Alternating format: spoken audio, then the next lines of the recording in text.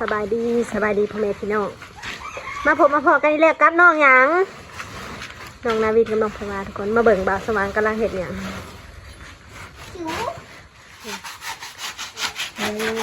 บ่าวสว่างสบายดีพ่อแม่พี่น้องเลยนี่ สวัสดีครับบ่ายดีลงไงลงหน้าเลยพี่น้องเอ้ยเตรียมลงคลิปแล้วบัดนี้นะ บอกบ่ได้บางเถื่อถ่ายคลิปอันบรรยากาศอยู่หายอยู่หน้าให้พ่อแม่พี่น้องเบิ่งกัน ลงคลิปแล้วสัญญาณกับบ่มีเมื่อทำหน้า มุ่งมอกรถอยู่นี่เลยทุกคน ฝนตกฝนตกเบิดมือเบิดเว้นนะ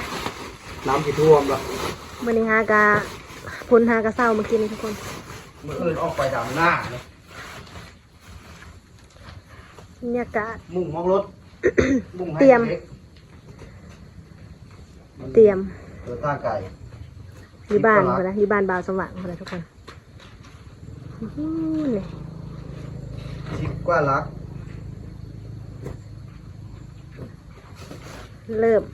สู่นาฤดูการทำนามุงหลังคารถไถทุกคนน้องนาวินกับน้องแพรวาจังนั่งรถนำบ่าวสว่างส่วนสาวน้อยสิขี่รถจักรมืออื่นขี่รถจักรเมื่อเบิ่งนะทุกคนเปียกเบิดเดินเฮือนเปื้อนฝนตกหำเบิดมือเบิดเว้นนะฝนตั้งแต่เมื่อคืนนี่ไฟดับหากะมาเมื่อกี้นี่เบิ่งบ่าวสว่างสิเฮ็ดท่าได้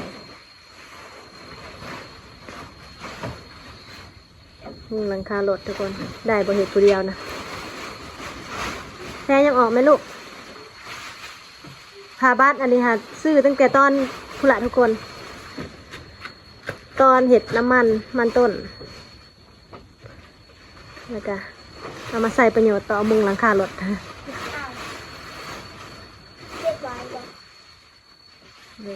บ้างเถอะเนาะสิบปิ้วบ่เนาะเฮ้ยไม่ปิว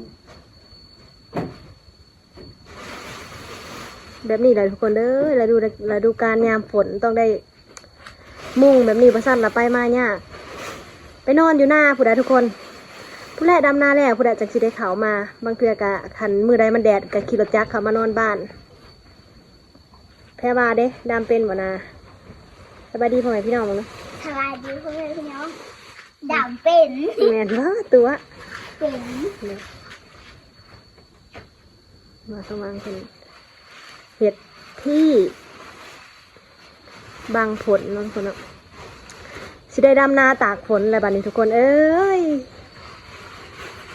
บรรยากาศ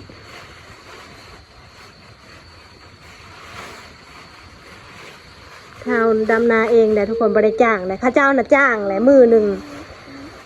ง200,000กีบบางบ่อนกับทุกคนบางบ่อนกะมือ1,700,000หรือว่า1,800,000ถ้าเป็นเงินไทยก็สักประมาณจัก100 ประมาณนี้แหละ100 ปลาย200ประมาณ200 ปลายนะทุกคนโดยไปหน้าลูกแม่ไปหน้าน้ำว่ะโดยแม่กินรถไปว่ะไปนาจ้างหมูผัดแพงโพดก็เลยดำนาเองโอ้ยประมาณ2-3 ถิกพอแล้วจังแล้วนะทุกคนบอกว่านาเฮากับกวงเติบ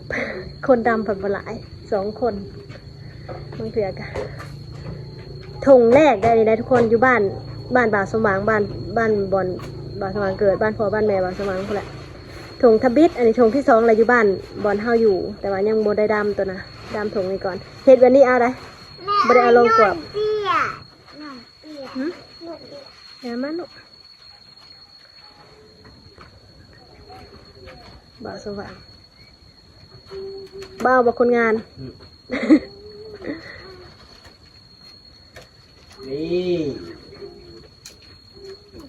นี่คือรถกระบะข้อยาวของเฮา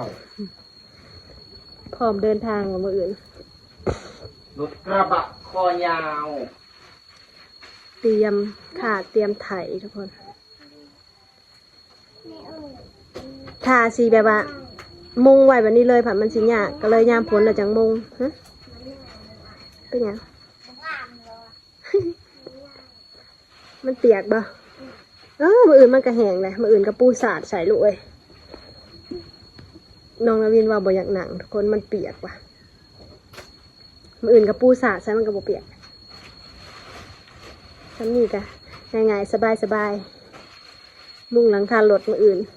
ยานฝนตกตอนเช้านะเพราะว่ามื้อนี้หาตกเบิดมื้อหากะสิเช้ามื้อนี้ล่ะทุกคนหากะสิเช้าตอน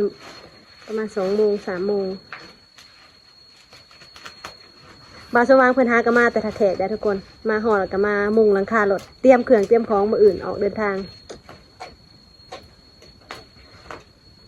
งไปทำนา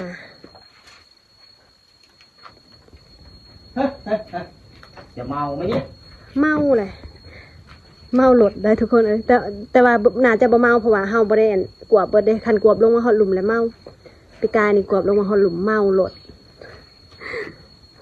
เป็นแบบสีวิน หายใจว่าออกหัว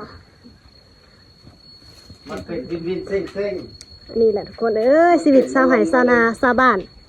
ธรรมดา ต้องลองแกงเลย บ่าวสว่างรีวิว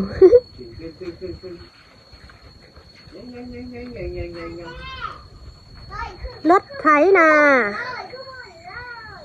เฮ็ดแบบนี้ไปขายเครื่องอยู่อันบุญกะคักอยู่ได้นี่มุงหลังคาแล้วก็ไปเพราะว่ารถใหญ่เฮาบ่มีแล้วเนาะทุกคนเนาะแต่ก็มีรถตู้คันหนึ่งจอดอยู่นี่แต่ตอนนี้ไม่มีแล้วขายแล้วเนาะทุกคน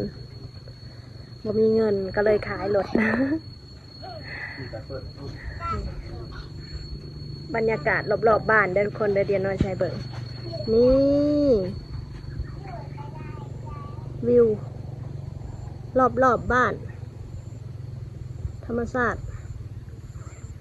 อันหน้าข้างๆกับเขาเจ้ากับใกล้สิได้ดำแล้วทุกคนเพราะว่ามันเริ่มมีน้ำแล้วเด้นี่น้องเพว่า นี่ทุกคนโอ้ยเป็นตาเมาอยู่บ่นี่ฮะมื้ออื่นเท่ากับสีปูสะใช้อยู่นี่แล้วกะน้องเพว่ากับน้องนวินขี่รถไถกับบ่าวสมานส่วนเฮาขี่รถจักรสำเร็จวันวันเลยทุกคน ไปทุกคนเลยมื้ออื่นไปดำหน้าแล้วไปนี่นะไอ้ที่เพื่อใจดีกับไปมาดำหน้าซอยนะกะจะพาจะลืมเดี๋ยวร้ายดำหน้าแล้วยิ่งประมาณ2 อาทิตย์ 3 อาทิตย์เนาะดำหน้าแล้วสิได้ลงคลิปสม่ำเสมออยู่ตอนนี้กะให้พี่ให้น้องเบิ่งคลิปเก่าไปก่อนเด้อเพราะว่าบ้อนไปดำหน้าสัญญาณบ่ดีแล้วก็บ่มีไฟฟ้าเนาะหน้าเฮาอยู่ป่าอยู่ดงนะก็เลยบ่สะดวกในการถ่ายคลิปให้พี่ให้น้องเบิ่งบ่ได้กะต้องขอโทษขออภัยนะพ่อแม่พี่น้องหลายๆจังได๋กับอื่นเฮาเริ่มสตาร์ทดำหน้าอีก2 อาทิตย์พบกันอีกถ้ามีโอกาสก็ถ้ามีบอลซักแบตก็สิลงคลิปให้เบิ่งอยู่จังได๋ก็ฝากไปเบิ่งคลิปเก่ากันเด้อโอเค บายบายน้องนวินบายบายเอา ไปหอนสิเพ